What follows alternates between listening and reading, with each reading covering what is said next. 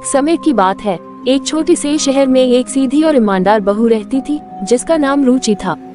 उसकी सास, जिसका नाम पार्वती था, पार्वती कभी भी रुचि को खुश नहीं रखती थी। पार्वती सीधी और नेक बहू को अक्सर टानी मारती थी। बहू गार्डन की सफाई कर दी या नहीं? जी माँ जी, कर दी। तो फिर चलो अंदर जाकर खाना बनाओ। जी माँ जी। पता नहीं मैं ऐसा क्या करूँ कि माँ जी कभी मेरे से नाराज ना रहे, लेकिन मुझे ये भी समझ नहीं आ रहा कि माँ जी मुझसे नाराज क्यों रहती हैं। चलो कोई बात नहीं, कभी ना कभी तो वो मुझे प्यार करेंगी। चलो अब मैं खाना बना लेती हूँ, नहीं तो माँ जी गुस्सा करेंगी। पता नहीं इतनी देर क्यों लग रही है खाना बनाने में। क्या हुआ माँ, इतनी नाराज क्यों हो? कुछ नहीं, मैं देख कर आती हूँ। इतनी देर हो गई, अभी तक खाना क्यों नहीं बना? बस माँ जी, थोड़ी देर में बनकर तैयार हो जाएगा। जल्दी करो, विशाल को देर हो रही है, उसको ऑफिस जाना है। जी माँ जी, जल्दी कर रही हूँ। क्या हुआ माँ, आपका मूड क्यों खराब है? कुछ नहीं बेटा, मेरा दवाई लेने का टाइम हो रहा है और बहू ने अभी तक खाना नहीं बनाया है। कोई बात नहीं माँ, हो जाता है, अभी कुछ दिन तो हुए हैं शादी को, और घर में एडजस्ट करने में थोड़ा टाइम तो लगेगा। हाँ तुम सही कह रहे हो बेटा, सीख जाएगी धीरे धीरे। मैं देखता हूँ किचन में कि कितना टाइम लगेगा। हाँ ठीक है बेटा, अभी महीना नहीं हुआ शादी को और बीवी की गुलामी भी शुरू हो गई। कोई बात नहीं, रुचि को तो मैं लाइन पर लाऊंगी, फिर पता चलेगा। क्या हुआ रुचि, तुम ठीक हो? हाँ जी, मैं बिल्कुल ठीक हूँ। क्या हुआ? नहीं माँ का दवाई का टाइम हो गया है और खाना लेट हो रहा है, तो मुझे लगा कि शायद तुम्हारी तबीयत ठीक नहीं है, इसलिए मैं तुम्हारी हेल्प कर देता हूँ। नहीं नहीं, मैं बना लूंगी। अगर माँ जी ने देख लिया तो गुस्सा करेंगी, आप रहने दो, मैं कर लूंगी। अरे रुचि को क्या हुआ, इतना घबरा क्यों गई? कहीं माँ रुचि के साथ कुछ गलत तो नहीं कर रही? नहीं, लेकिन माँ ऐसा क्यों करेंगी? ये मेरा वहम है, मैं कुछ ज्यादा ही सोच रहा हूँ। विशाल को किचन में इतना टाइम क्यों लग रहा है, जाके देखती हूँ। अच्छा, तो मेरे खिलाफ मेरे बेटी की कान भरे जा रहे हैं। कोई बात नहीं, विशाल को ऑफिस जाने दो, फिर बताती हूँ इसको। क्या हुआ विशाल, खाना बना नहीं अभी तक? रुचि बहुत धीरे काम करती है। नहीं माँ, खाना बन गया है, मैं आपको बुलाने ही आया था। ठीक है, मैं आती हूँ। बीवी की इतनी फिक्र है, माँ की नहीं। पता नहीं आजकल के लड़कों को हुआ क्या है, बीवी की आटे ही गुलाम बन जाते हैं। खाना अच्छा बना था ना माँ? हाँ बेटा ठीक था, लेकिन इतना मसालेदार खाने से मेरी तबीयत और खराब ना हो जाए और मेरी दवाई और ज्यादा ना बढ़ जाए। ठीक है माँ, मैं रुचि को बोल दूंगा कि वो आपसे कम मसालेदार खाना बनाए। ठीक है बेटा। चलो मैं अब ऑफिस के लिए निकलता हूँ, मैं लेट हो रहा हूँ। ठीक है बेटा, लंच लेते जाना। ठीक है माँ, रुचि खाना बहुत अच्छा बना है। सचमुच इतना अच्छा बना है क्या? हाँ, मुझे बहुत मजा आया, लेकिन माँ को कुछ ठीक नहीं लगा। क्यों, क्या हुआ? माँ को डॉक्टर ने ज्यादा मसालेदार खाना खाने से मना किया है। ठीक है, मैं ध्यान रखूंगी। रुचि, तुमने मेरा लंच पैक कर दिया ना? हाँ जी कर दिया, अभी देती हूँ। हाँ जल्दी दे दो, मैं ऑफिस के लिए लेट हो रहा हूँ। बहू। जी माँ जी। विशाल ऑफिस चला गया क्या? जी माँ जी, अभी अभी गए हैं। माँ जी, आपने मुझे बताया नहीं कि डॉक्टर ने आपको मसालेदार खाना खाने से मना किया है। अगर डॉक्टर ने मुझे मना किया है तो तुम्हें क्या करना है? अगर माँ जी मुझे पता होता तो मैं मसालेदार खाना नहीं बनाती। अगर तुम्हें बता भी देती तो तुम्हें क्या फर्क पड़ता? अगर मुझे पता होता कि तुम्हारे घर से दहेज में कुछ भी नहीं मिलेगा तो मैं विशाल की शादी तुमसे कभी नहीं करती। ऐसा क्यों बोल रही हो माँ जी? क्योंकि तुम्हारी माँ ने तुम्हें खाली हाथ ही भेज दिया।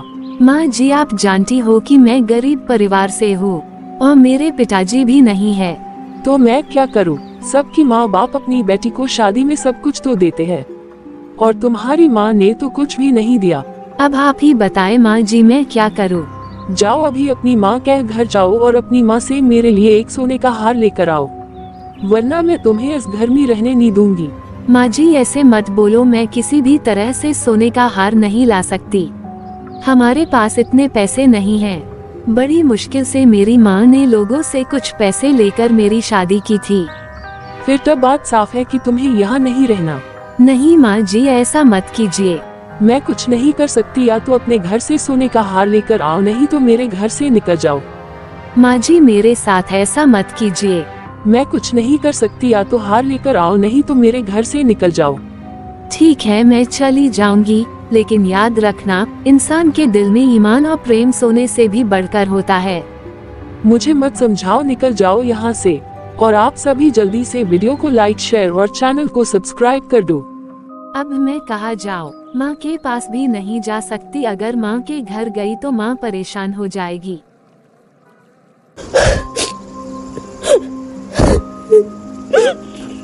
फिर रुचि घर से निकलकर किसी छोटे से गांव में जाकर एक छोटे से घर में रहने लगती है और किसी जगह काम करती है और उन पैसे से अपना गुजारा करती है। लेकिन इस दिन शाम को जब विशाल ऑफिस से घर आता है। माँ, आज ऑफिस में बहुत काम था और मैं बहुत थक गया हूँ। आप रुचि को बोल दो कि चाय बना दे। लेकिन बेटा, रुचि तो घर में है ही नहीं। अच्छा, मार्केट गई होगी, कोई बात नहीं, आकर बना देगी। नहीं बेटा, वो नहीं आएगी। क्या मतलब कि वो नहीं आएगी? मेरा मतलब कि उसकी माँ की तबीयत ठीक नहीं है, इसलिए वो कुछ दिनों के लिए अपनी माँ के घर गई है। अच्छा, उसने बताया नहीं ना, मुझे फोन किया? बेटा, वो जल्दी में थी इसलिए जल्दी चली गई। अच्छा, कोई बात नहीं, मैं उसको फोन कर लूंगा। वैसे भी मुझे कुछ दिनों के लिए ऑफिस के काम से बाहर जाना है। लेकिन बेटा, उसके घर का फोन खराब है, बात नहीं हो पाएगी, इसलिए उसकी सहेली का फोन आया था और वो जल्दी में निकल गई। तुम चिंता मत करो, जैसे ही रुचि का फोन आएगा मैं उसको बता दूंगी, तुम अपने काम से जाओ। ठीक है माँ, मैं सुबह जल्दी चला जाऊंगा, लेकिन आप याद से रुचि को बता देना। अच्छा हुआ विशाल को काम से बाहर जाना है, नहीं तो मैं विशाल को क्या बोलती। चलो, जब तक विशाल वापिस घर आएगा तब तक रुचि भी अपनी माँ के घर से सोने का हार लेकर वापिस आ जाएगी। कुछ दिन बाद जब विशाल घर वापिस आता है, आज विशाल वापिस आ रहा है और रुचि का कुछ पता नहीं है। जब विशाल पूछेगा तो मैं क्या बोलूंगी कि रुचि कहाँ है? रुचि का मुझे क्या, उसकी टीचर माँ को भी नहीं पता कि वो कहाँ है। उसकी माँ से तो पीछा छुड़ा लिया, लेकिन विशाल को क्या कहूँगी? मेरा तो सोच सोच के दिमाग फटा जा रहा है। अब क्या करूँ? मुझे तो लग रहा है कि आज सचमुच में मेरी तबीयत खराब हो जाएगी। कुछ पता नहीं विशाल कब आ जाए। अब मैं क्या करूँ? आज तो मैं बहुत बुरी फंसी। मैं घर आ गया माँ, आप कैसी हो? विशाल, तुम आ गए। तुम खड़े क्यों हो बेटा, बैठ जाओ, लंबा सफर करके आए हो। विशाल, सफर कैसा रहा बेटा? सफर काफी लंबा था माँ, बहुत थक गया हूँ। कोई बात नहीं बेटा, तुम रूम में जाकर आराम करो, मैं तुम्हारे लिए चाय बनाकर लाती हूँ। क्यों माँ, आप चाय क्यों बनाओगी? रुचि को बोलो, वो बनाएगी। नहीं, कोई बात नहीं बेटा, मैं बना देती हूँ। नहीं, मैं रुचि को बोलता हूँ, वो रूम में है ना। विशाल रुक जाओ, रुचि रूम में नहीं है। क्या मतलब माँ, आप क्या कहना चाहती हो? मतलब कि रुचि रूम में क्या घर में ही नहीं है? तो कहाँ है वो? फिर विशाल की माँ विशाल को सारा सच बताती है और बहुत ही ज्यादा रोती है और अपनी करनी पर बहुत पछतावा करती है। ये सभी बातें सुनकर विशाल बहुत ही हैरान होता है और उसकी माँ अपनी करनी पर बहुत ही दुखी होती है। माँ, ये आपने बहुत बुरा किया रुचि के साथ। ये सब कुछ करने से पहले आप ये तो सोच लेती कि आप भी एक महिला है। आपने थोड़ा सा भी सोचा कि वो किस हाल में होगी? अगर ये सब कुछ आपके साथ हुआ होता तो, या मेरे साथ कुछ गलत हो जाता तो? नहीं बेटा, ऐसा मत बोलो। मैं अपनी गलती पे बहुत दुखी हूँ, मुझे माफ कर दो बेटा। माँ, ये माफी आप मुझसे नहीं, रुचि से मांगो। कहाँ है रुचि? रुचि बेटा, मुझे माफ कर दो, मैं अपनी गलती पर बहुत शर्मिंदा हूँ। मुझ में बहुत लालच आ गया था, मुझे माफ कर दो। मुझे कुछ नहीं चाहिए, मुझे बस मेरा परिवार चाहिए। नहीं माँ जी, आप माफी मत मांगिए। आपको अपनी गलती का एहसास है, बस इतना ही काफी है मेरे लिए।